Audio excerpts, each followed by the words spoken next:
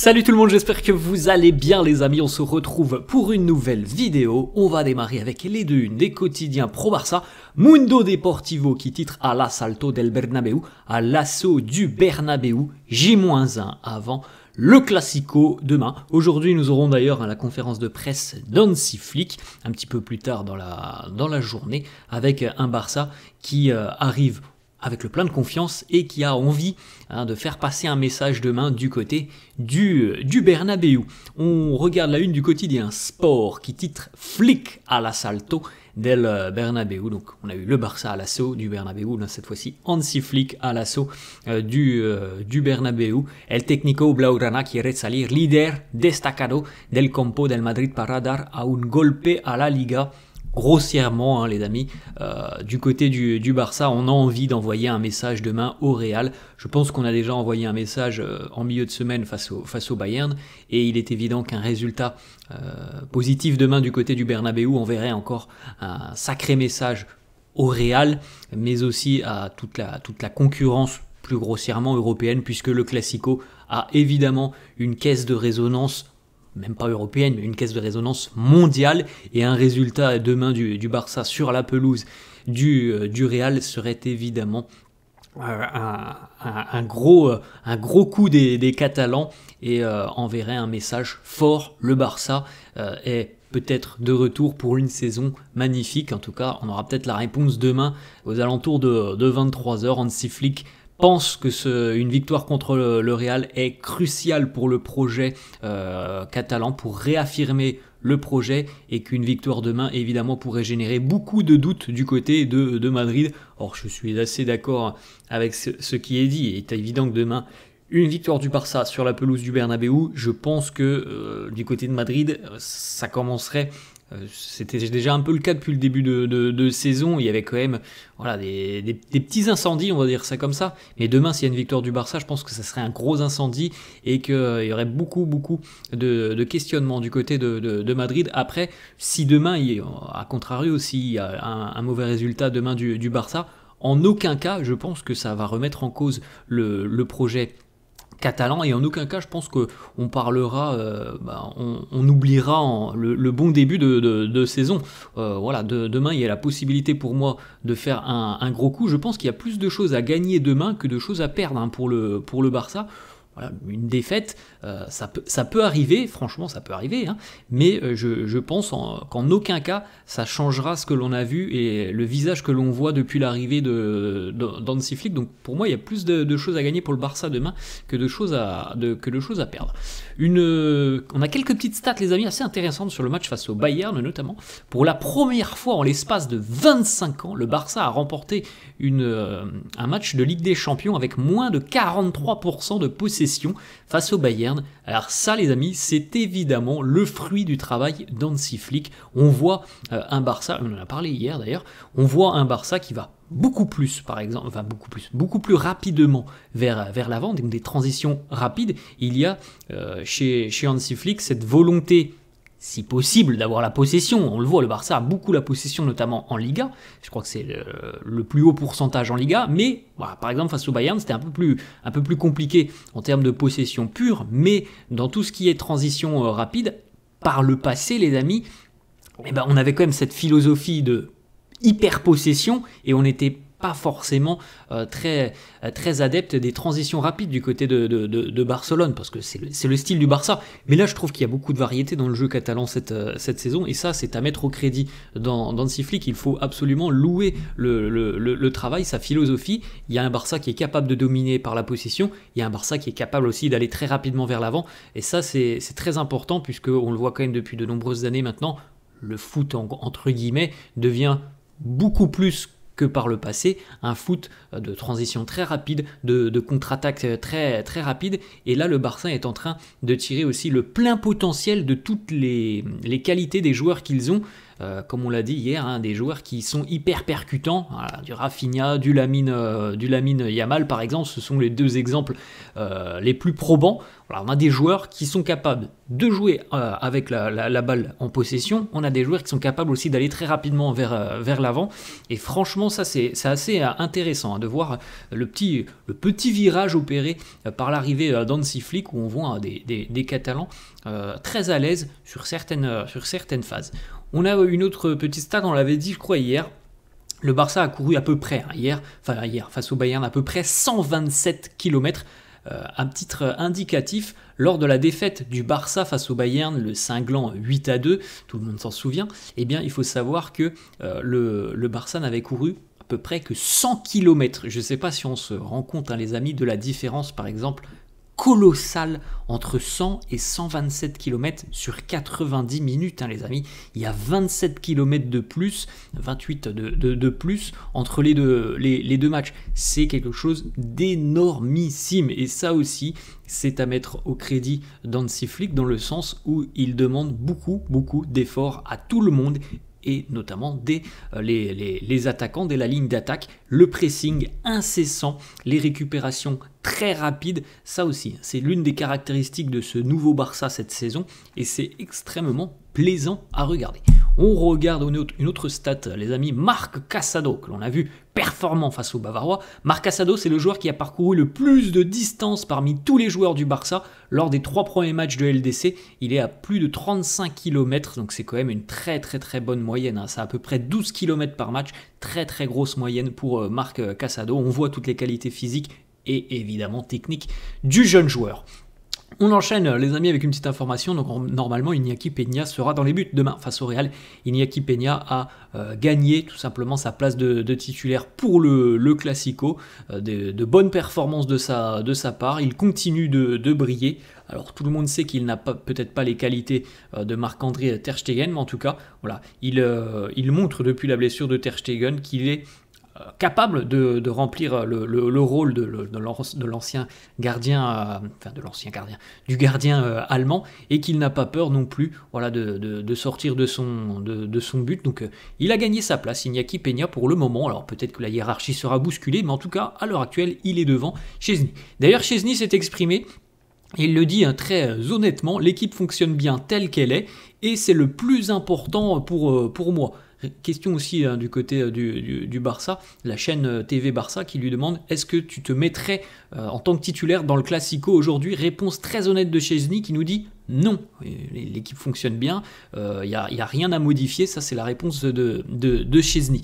Autre petite déclat, il nous dit non, à aucun moment Iñaki Peña n'a donné une raison pour qu'on le mette sur le banc de touche. On parle beaucoup, on en a déjà parlé avec l'entraîneur. Même si moi, je suis à 100% prêt physiquement, l'équipe fonctionne bien. Je ne veux pas que l'on casse tout ça. Donc voilà, Szczęsny, pour le moment, il ne fait absolument aucune vague.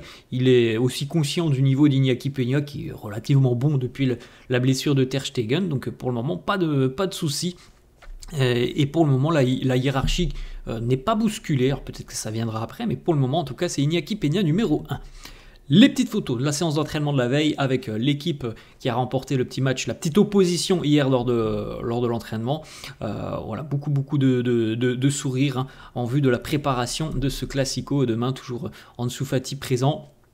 Pas forcément l'impression d'avoir un joueur qui semble être touché physiquement, parce qu'on a vu les informations en début de semaine. Ça a l'air d'aller pour Hansi Flick. Pour Ansu Fati, bon, je pense pas qu'il sera titulaire demain, mais voilà, on suivra évidemment attentivement les prochaines semaines d'Ansu Fati. Il y aura peut-être un peu plus de rotation aussi, de rotation d'Hansi Flick sur les prochaines semaines. Donc peut-être qu'il y aura encore un match ou deux où il va démarrer en tant que titulaire. On regarde cette petite information, les amis. Rafinha est élu donc dans l'équipe de la semaine en Ligue des Champions. Alors Rafinha n'a pas remporté le titre de joueur de la semaine en Ligue des Champions, c'est Vinicius qui l'a remporté, mais en tout cas Rafinha est bien présent dans la ligne offensive de l'équipe de la semaine en LDC aux côtés de l'attaquant de Villa, John Doran, et de Vinicius. On a quelques petites informations. Dani Olmo qui nous dit Rafinha, c'est un joueur que j'aime beaucoup personnellement. Il est très facile de jouer avec lui. Nous sommes des joueurs qui se comprennent parfaitement et j'espère qu'il continuera comme ça car c'est un joueur très important pour nous. Il n'a pas de limite. Il est vrai que sur ce début de saison qui est quand même tonitruant de la part de Rafinha, on a du mal à se dire là ça va être quand même trop élevé pour lui, ça va être plus compliqué. On voit un joueur qui se dépasse et ça c'est aussi extrêmement incroyable parce que peut-être qu'on n'imaginait pas avoir un Rafinha aussi impressionnant en ce début de saison. On voyait bien quand même depuis quelques mois en arrière qu'il était sur une très bonne phase, une phase ascendante, mais de le voir aussi important sur ce début de saison, je pense que c'est quand même une petite surprise. On enchaîne, une autre déclat de Dani Olmo sur le fait d'affronter le Real demain. Il nous dit je me sens bien, l'entraîneur le sait,